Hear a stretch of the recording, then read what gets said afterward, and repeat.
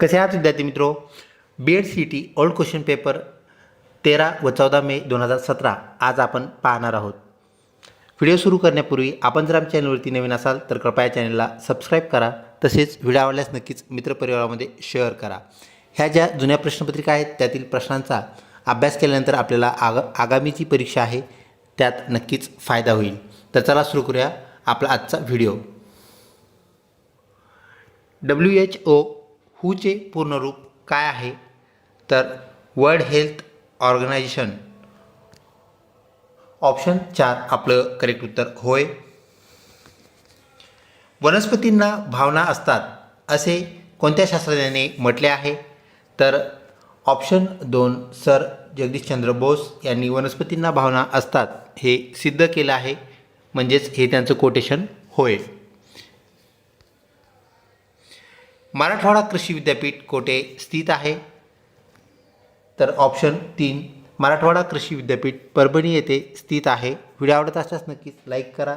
तसेच चॅनलला सबस्क्राईब करण्यास विसरू नका. खालीलपैकी कोणती लस तोंडावाटे दिली जाते? तर ऑप्शन 2 पोलिओची लस तोंडावाटे दिली जाते.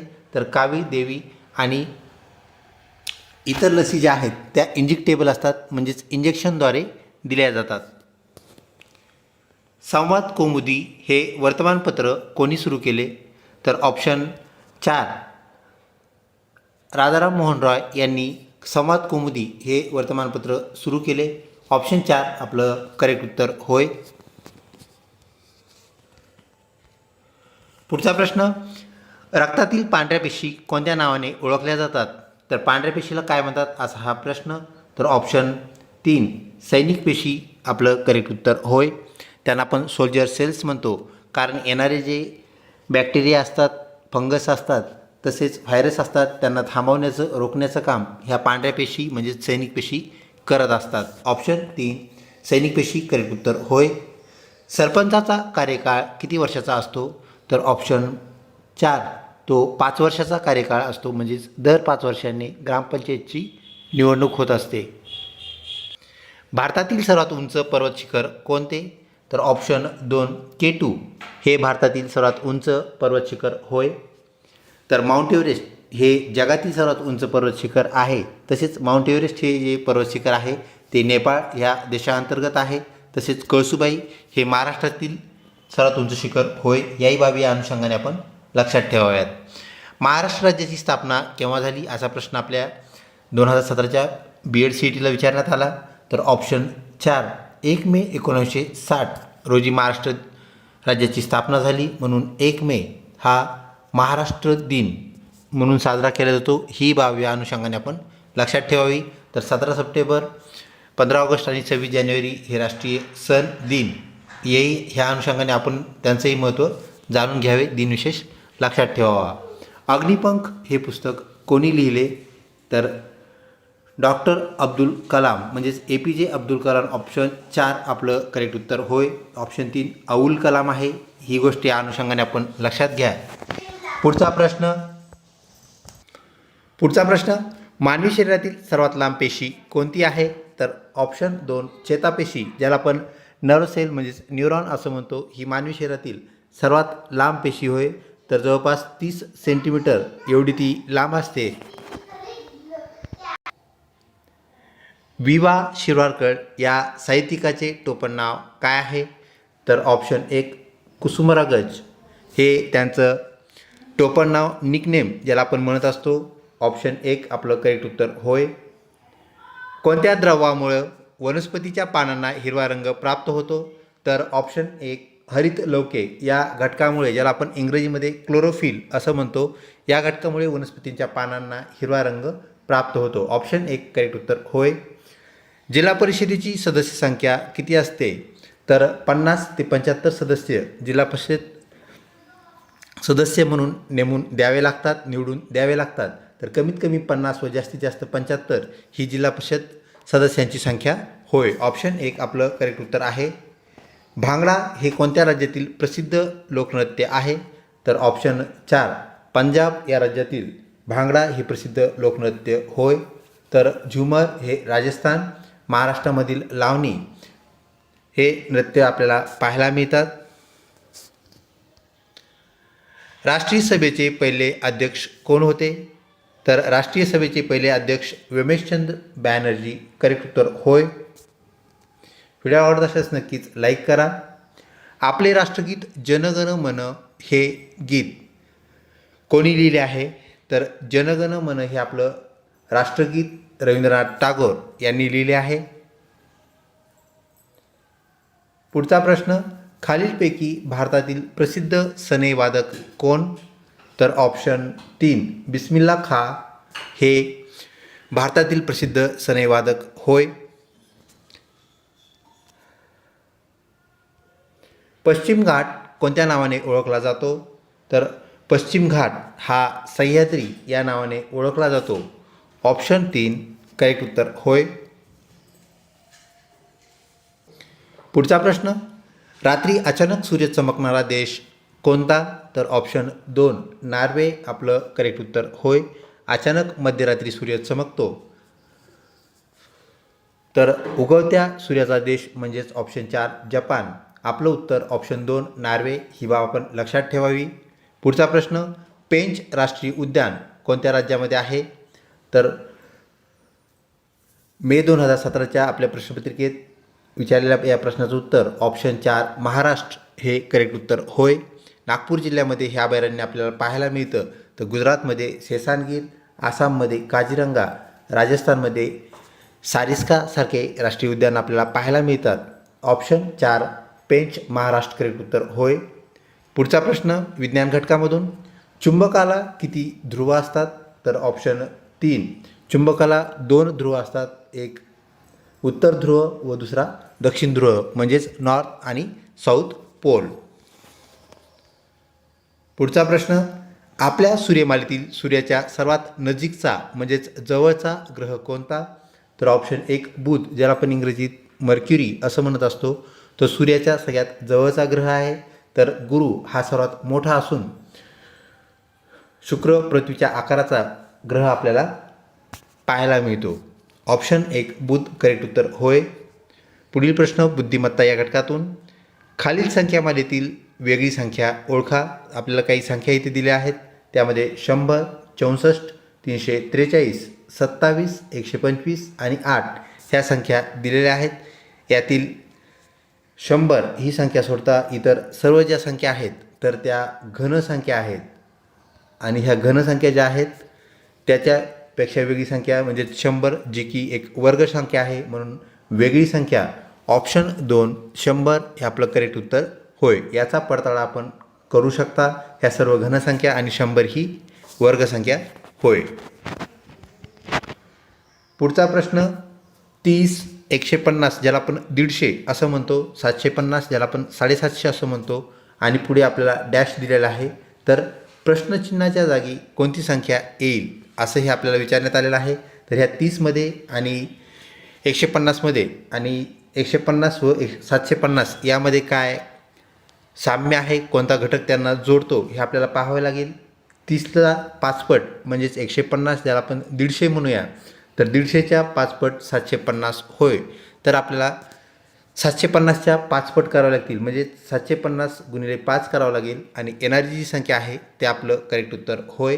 तर आपण 750च्या 5 पट जर केलं तर ऑप्शन 1 3750 म्हणजे 3750 आपलं करेक्ट उत्तर येतं. तर अशा प्रकारे संख्यामालेचा सहसंबंध आपण जोडून काय करायचं आहे, उत्तर शोधायचं आहे. ऑप्शन 1 आपलं करेक्ट उत्तर होय. पुढचा प्रश्न, सिंहाची जर आयाळ असेल म्हणजे सिंहाचा संबंध त्याच्या आयाळीसोबत आहे, तर मेंढीचा संबंध कशासोबत येईल? आता सिंहाची आयाळ म्हणजे काय, तर त्याची दाढी म्हणूया आपण किंवा त्याच्या गळ्याभोवती असणारे केस म्हणूया. तर तशा प्रकारचे केस मेंढीला जे असतात त्याला आपण काय म्हणता येईल असा हा प्रश्न. त्याला आपण फर म्हणू शकतो, त्याला आपण बट म्हणू शकतो, त्याला लोकर म्हणू शकतो की शेपाळी. तर फर अस्वलासारखे जे प्राणी त्यांना असणारे जे केस असतात त्याला आपण फर म्हणत असतो. त्यानंतर बट जी आहे तर चेहऱ्याच्या समोर आलेले केस म्हणजे बट असते. तर शेपाळी जी आहे शेपटीला असणारे केस म्हणजे शेपाळी. तर लोकर हा जो शब्द आहे ऑप्शन 3ची जी संज्ञा आहे ती आपल्या मेंढीला करेक्ट बसेल म्हणजेच ऑप्शन 3 लोकर करेक्ट उत्तर होय. पुढचा प्रश्न, आल्मोंड हा आपल्याला एक शब्द दिलेला आहे. तर आल्मोंड शब्द जर DNOMLA असा लिहिला जात असेल, असा कोड केला जात असेल, म्हणजेच कोडिंग डिकोडिंग या घटकातून आलेला हा प्रश्न आहे. तर त्याच भाषेमध्ये आपल्याला काय करायचं आहे, वालनट हा शब्द कसा लिहिला जाईल, म्हणजे आधी आल्मोंडमध्ये आणि ह्या DNOMLA यामध्ये काय साम्य आहे ते आपल्याला पाहायचं आहे. आणि वालनट मग कशा प्रकारे लिहिता येईल, तर आपल्याला तो ऑप्शन 1 प्रमाणे लिहिता येईल. यासाठी विद्यार्थी मित्र आपल्याला सर्वप्रथम काय करावे लागेल, आपल्याला एक कोरा कागद तिथं परीक्षेमध्ये BED CETला दिला जातो. जरी आपली कॉम्प्युटर बेस्ड टेस्ट असली तरी आपल्याला रफ वर्कसाठी दिलं जातं. पेनही कधी कधी सप्लाय केला जातो, परंतु आपला पेन आपल्यासोबत आपण न्यायचा आहे. तर सगळ्यात अगोदर तिथे गेल्यानंतर आपण ABCD काय करायची आहे, A ते Z काढून घ्यायची आहे, त्याला नंबरिंग करायची आहे. वरच्या साईडने 1 ते 26 नंबर आणि परत खालच्या साईडने झेडच्या खालून आपण 1 पासून सुरुवात करून Aला 26 नंबर येईल. असे आपण दोन्हीकडून काय करायचे आहे, त्याला संख्यात्मक त्याला नामांकन करायचं आहे. आणि या नामांकनावरून आपल्याला ह्याची उत्तरं शोधता येतात, काढता येतात. त्याप्रकारे आपल्याला ऑप्शन 1 आपलं करेक्ट उत्तर होय, ते म्हणजे TUNLAW असा आपल्याला वालनट हा शब्द लिहावा लागेल. त्यानंतर पुढचा प्रश्न, एका सांकेतिक भाषेत मंक हा शब्द KNOM जे आपण नॉम असं म्हणूया असा लिहिला जातो. तर त्याच भाषेमध्ये रिडल हा शब्द कसा लिहिता येईल, तर आत्ता सांगितल्याप्रमाणेच आपल्याला त्याला संख्यात्मक नामांकन करायचं आहे आणि तो शब्द आपल्याला ELDDIR असा तो लिहिता येईल. ऑप्शन 1 आपलं करेक्ट उत्तर होय. पुढचा प्रश्न, दिनदर्शिका या घटकातून म्हणजेच कालमापन असंही आपण त्याला म्हणत असतो. काल शुक्रवार होता तर उद्या कोणता वार येईल. काल जर शुक्रवार असेल तर आज शनिवार आणि शनिवार नंतर येणारा वार दुसऱ्या दिवशी म्हणजे उद्या असणार आहे आणि तो आपल्या परिचयाचा आहे, म्हणजेच ऑप्शन 2 रविवार करेक्ट उत्तर होय. अशा प्रकारे सामान्य ज्ञान, शिक्षक कल चाचणी व बुद्धिमत्ता ज्याला आपण इंटेलिजन्स टेस्ट असं म्हणतो, यातील प्रश्न आम्ही आपल्याला प्रोव्हाइड केलेले आहेत, जे की 13 व 14 मे रोजी आपल्या परीक्षेसाठी BED CETच्यासाठी विचारण्यात आलेले प्रश्न होते. तर ऑप्शन 2 रविवार आपलं करेक्ट उत्तर होय. पुढचा प्रश्न, माझ्या सासूची मुलगी माझ्या नवऱ्याची कोण असेल. तर सासूची मुलगी म्हणजेच नणंद, तर ती नणंद नवऱ्याची कोण असेल असं विचारलेलं आहे. तर ती नवऱ्याची कोण असणार आहे, बहीण. ऑप्शन 4 बहीण आपलं करेक्ट उत्तर होय. पुढचा प्रश्न, सहसंबंध या घटकातून तब्बल आपल्याला 8 प्रश्न विचारले जातात. ही बाब आपण या अनुषंगाने लक्षात घ्या. आपला जो सिलेबस आहे त्याचं विवरण आपण नक्कीच पाहिलं असेल, तर त्याचं विवरणही आपण आमच्या चॅनलवरती त्याचा व्हिडिओ आहे. तर संपूर्ण आपला जो सिलेबस आहे त्याचं विश्लेषण केलेलं आहे, ॲनालिसिस केलेलं आहे. तर आपण हा जो प्रश्न आहे, घोड्याला गाढव म्हटले, गाढवाला वासरू म्हटले, वासराला सिंह म्हटले, सिंहाला कोला म्हटले, तर वजन कोणाच्या पाठीवरून न्यावे लागेल. विद्यार्थी मित्रो, या प्रश्नामध्ये आपल्याला सर्वप्रथम गाढवाला कशाची उपमा दिली ते पाहावं लागेल, गाढवाला काय म्हटलं आहे ते पाहावं लागेल. तर गाढवाला वासरू म्हटले आहे म्हणजे, आणि आपल्या शेवटच्या प्रश्नामध्ये जो आपला प्रश्न विचारलेला आहे, तर वजन कोणाच्या पाठीवरून वाहून न्यावं लागेल म्हणजे गाढवाचं काम आपल्या ह्या वाक्याप्रमाणे कोण करेल असा हा प्रश्न होता. तर गाढवाचं काम इथं वासराला देण्यात येईल कारण त्याला वासरू म्हटलं आहे. तर ऑप्शन 3 वासरू आपलं करेक्ट उत्तर असणार आहे.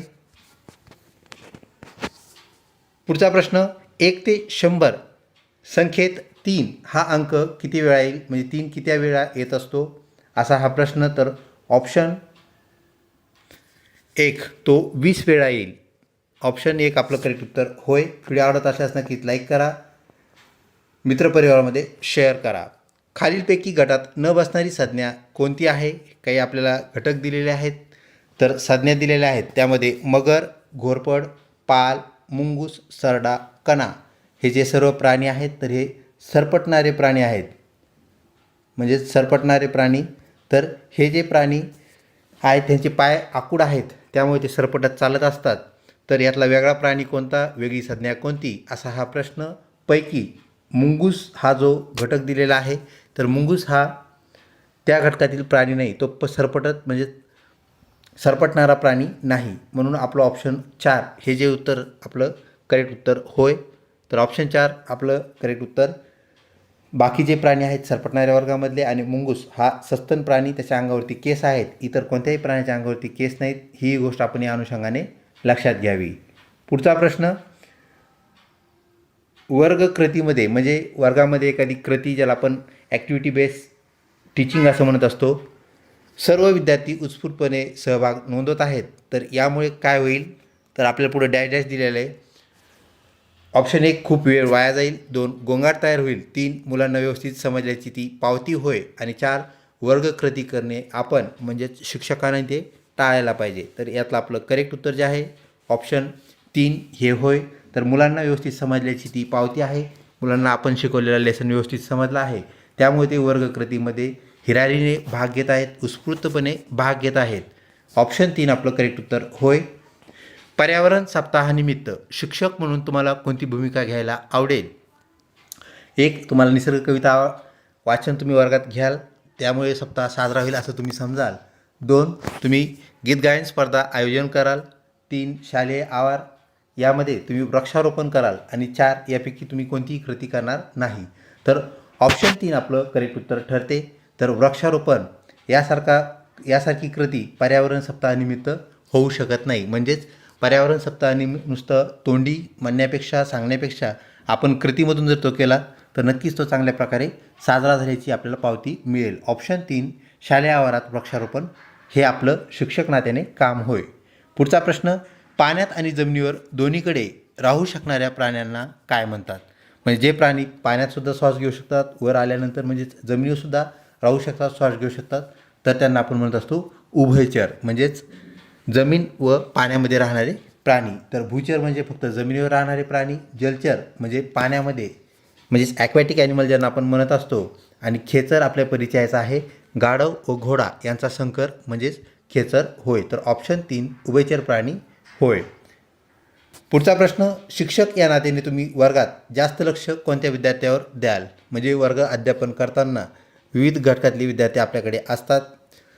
प्रतिभावंत विद्यार्थी जे सर्वात हुशार असतात किंवा अतिहुशार आपण त्यांना म्हणतो, त्यानंतर हुशार विद्यार्थी, मध्यम विद्यार्थी व अभ्यासात कच्चे किंवा मागे असणारे विद्यार्थी, अशा त्या कॅटेगरीज आपल्याला पाहायला मिळतात. तर त्यापैकी तुम्हाला कोणावर लक्ष देणं गरजेचं आहे, असा हा एक महत्त्वाचा प्रश्न.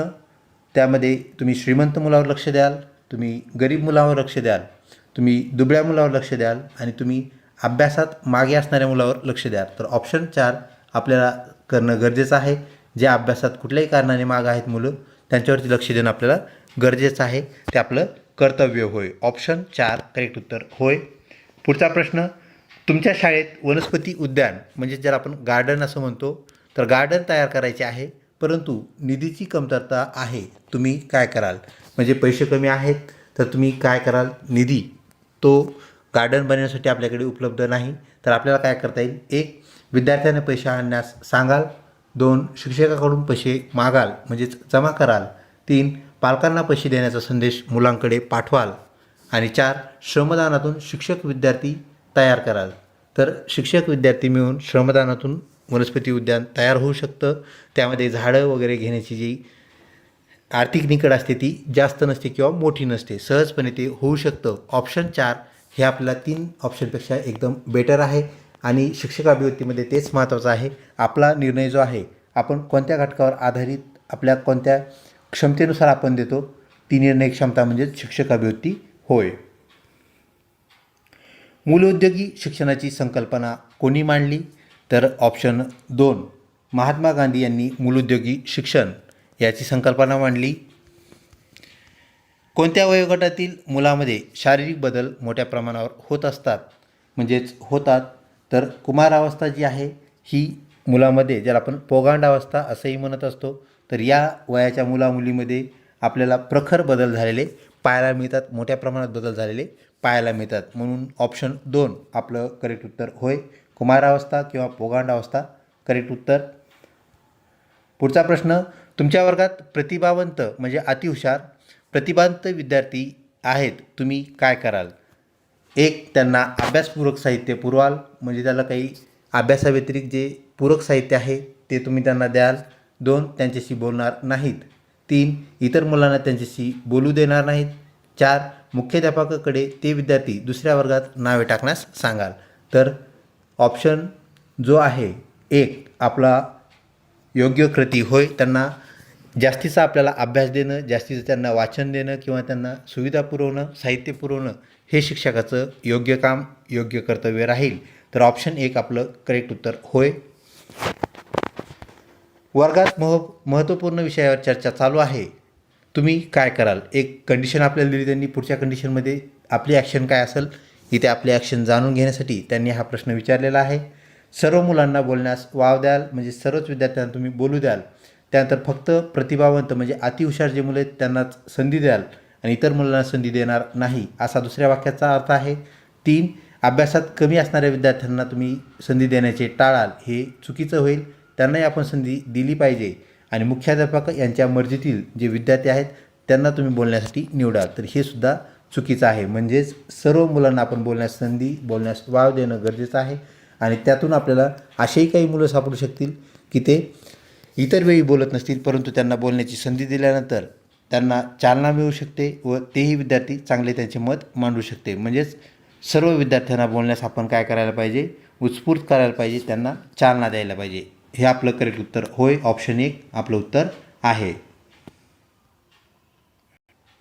काही मुले नवीन शिक्षिकेच्या तासाला गोंधळ करतात, तुम्ही काय कराल?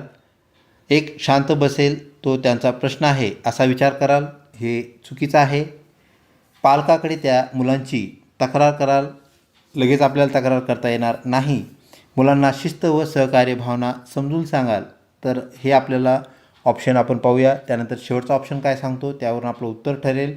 यापैकी काहीही करणार नाही, म्हणजे कोणतीही ॲक्शन न घेणे हे चांगल्या शिक्षकाचं काम, कर्तव्य नाही.